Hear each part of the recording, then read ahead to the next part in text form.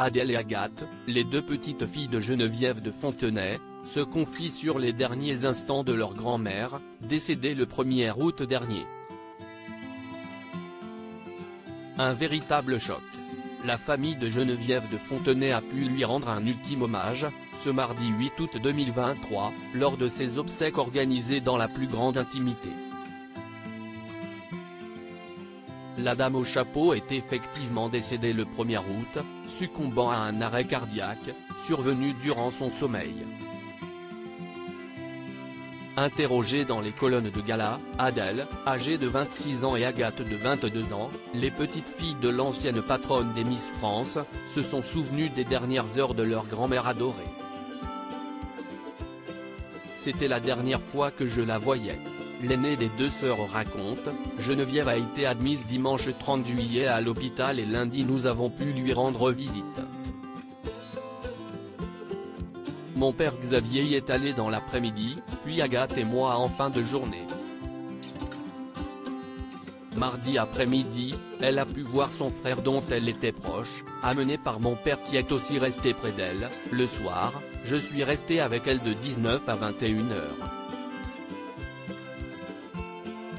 Elle était fatiguée, nous n'avons pas beaucoup parlé, je me suis assise à côté d'elle, je l'ai enlacée et j'ai posé ma tête sur son épaule, je lui ai tenu la main de mon arrivée à mon départ. Au moment de la quitter, je lui ai dit que je reviendrai le lendemain. Bizarrement, je n'arrivais pas à partir, on a continué à parler un peu quand j'étais sur le pas de la porte, elle m'a renvoyé un baiser de loin que je lui ai rendu et je l'ai regardé s'endormir dans l'entrebâillement de la porte, explique-t-elle à nos confrères. Avouant aussi, elle était très affaiblie mais je voulais croire que ça irait mieux. Je n'avais pas imaginé que c'était la dernière fois que je la voyais et les médecins n'étaient pas plus alarmistes que ça. Je me suis réfugié dans ma chambre avec ma sœur Adèle de Fontenay confie avoir été prévenue du décès de Geneviève de Fontenay par l'hôpital, sous les coups de 23 heures. Cela a été un choc, j'ai pleuré ma grand-mère toute la nuit. Je me suis réfugié dans ma chambre avec ma sœur et mon lapin, assure celle qui a coupé tout contact avec les informations et les réseaux sociaux au moment où la nouvelle de sa mort s'est répandue.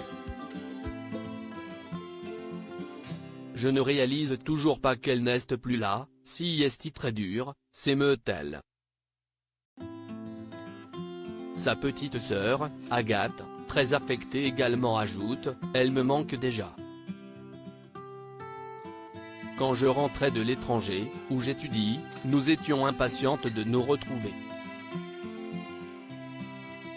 Ce ne sera plus jamais le cas, a-t-elle conclu.